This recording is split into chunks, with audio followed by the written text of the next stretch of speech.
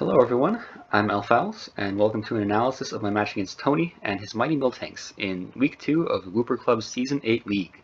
In Week 1, I covered my very narrow 1-0 victory against Sasbo's Boulder Bulldors. This week, I wanted to make sure that I accounted for all of my opponent's threats to at least some degree, just so I wouldn't be thrown off guard by a surprise pick. So let's go ahead and see how I did that. This time, I'm going to start with the threats that I think I need to worry about the least, Barbarical and Malamar.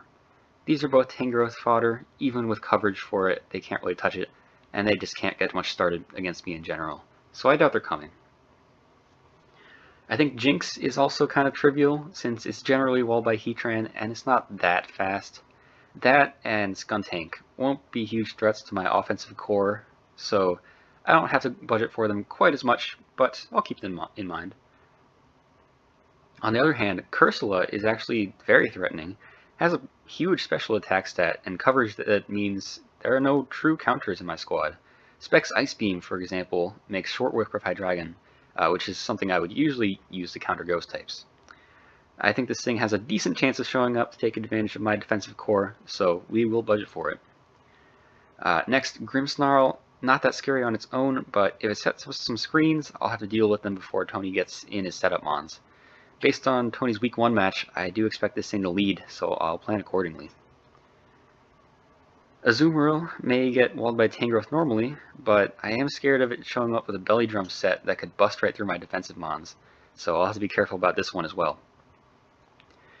Then Torkoal and Venusaur make for a scary core as well. Venusaur can get scary really quickly, and I don't have the mons to take on every coverage move it can run. If this core shows up, I'll need a way to either stall out that sun or just end it early.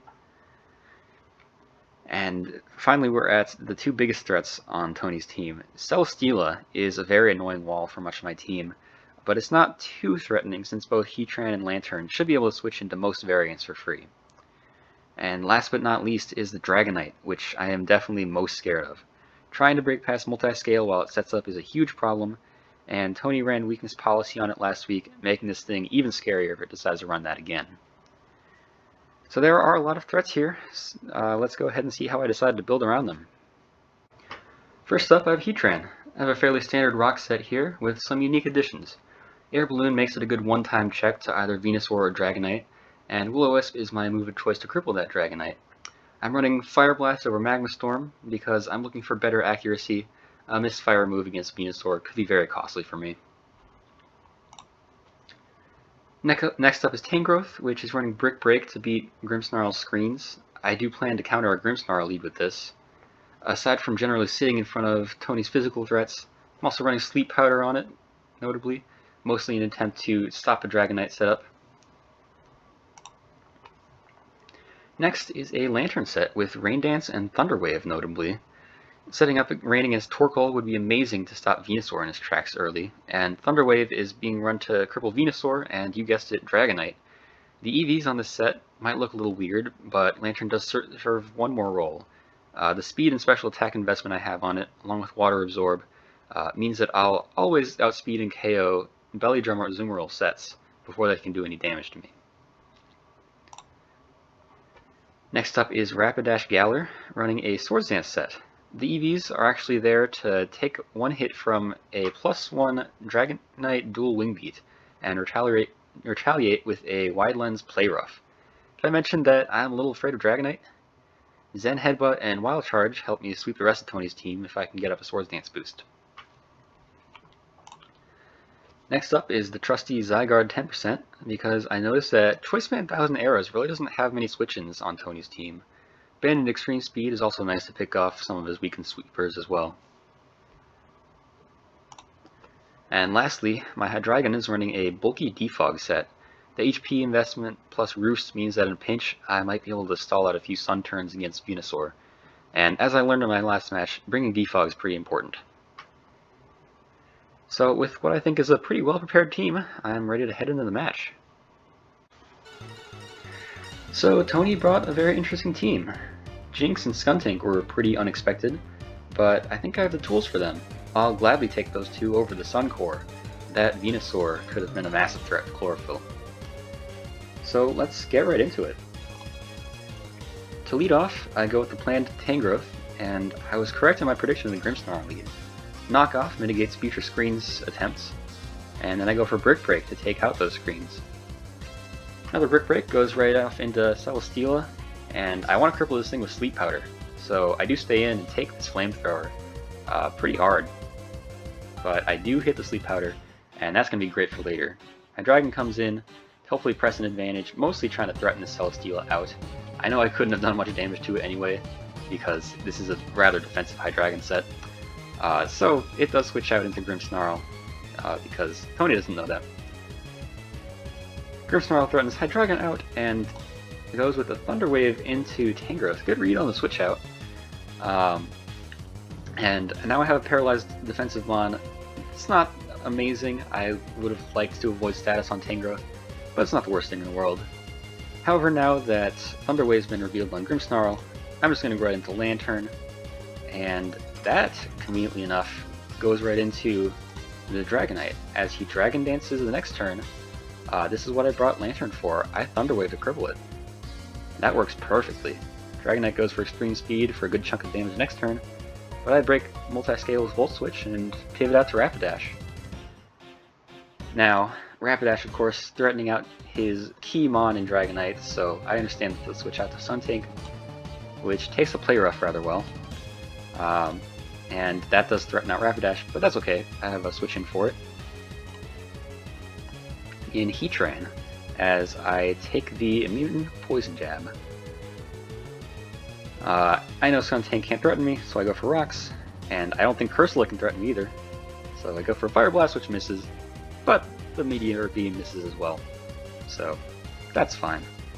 But the second Fire Blast misses too.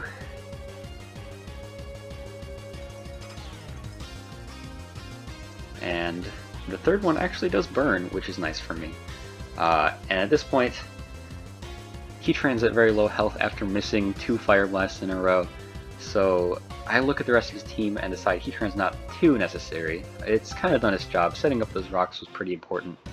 But Heatran can just be sacked now. Another Fire Blast won't take out the Cursula, but burn damage should after that. And I miss another Fire Blast as I get taken out with a Shadow Ball. This was an unfortunate set of turns, but I'm not hurting. This Cursula is not threatening my faster Mons. It's fine. As I said, Heatran's done its job. As Zygarde comes in to revenge, and fires off 1,000 arrows. Yeah, nothing was switching into that, so the Cursula was a good sack. 1,000 arrows goes into Celesteela. Your ground immunity means nothing here, and it stays asleep. Can't take another one of those, so Grimmsnarl comes in to be sacked to another 1,000 arrows. And then this has been a great set of turns for Zygarde, but unfortunately at this point I don't think 1,000 arrows will take out the Dragonite, and I don't want to lose Zygarde yet. So I'm going to have to switch out here, and I make a safe play into Rapidash, and I take the Outrage. At this point, I know that with my defensive investment I can take anything this Dragonite wants to throw at me. So I feel pretty comfortable going for a Swords Dance. As he switches out to Skuntank, this is perfect. I can pretty much rip through the rest of this team. A Play Rough goes into Skuntank, and just for a little bit of aftermath damage, that's KO number 1. And Jinx comes in and reveals a Choice Scarf, which it only uses to trick the Scarf onto me. So I say, that's fine.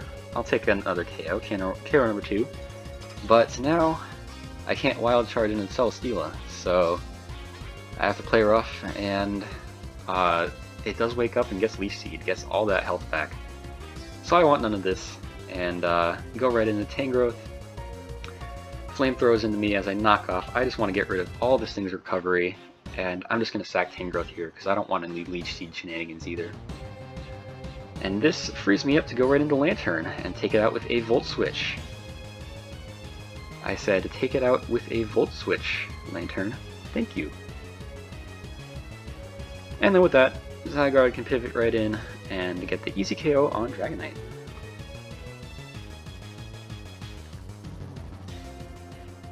Well, I'd say that was a pretty successful battle. My team was built nicely around Tony's, and I played my early game really well, with status moves from Tangrowth and Lantern pretty much letting me neutralize Tony's offensive presence. So I was able to pivot pretty quickly into my own offensive threats and really start tearing into his team. By the time the endgame rolled around, I could sack off whatever I needed to in order to get the right threats in and clean up. Zygarde, of course, really came in clutch here. That 1,000 arrows is an amazing tool that Tony didn't have an answer for. GG to Tony, though. I think we both played well here, but my team just happened to have the matchup this time. If we do see each other in the season's playoffs, I'll be worried but interested in the adaptations that the mighty Miltanks could make. The next match we'll be covering is against John and the Close Combat Club, and the focus of this one will be on breaking through a very strong defensive core. Next time, we'll see how I tackled that. Thank you so much for watching.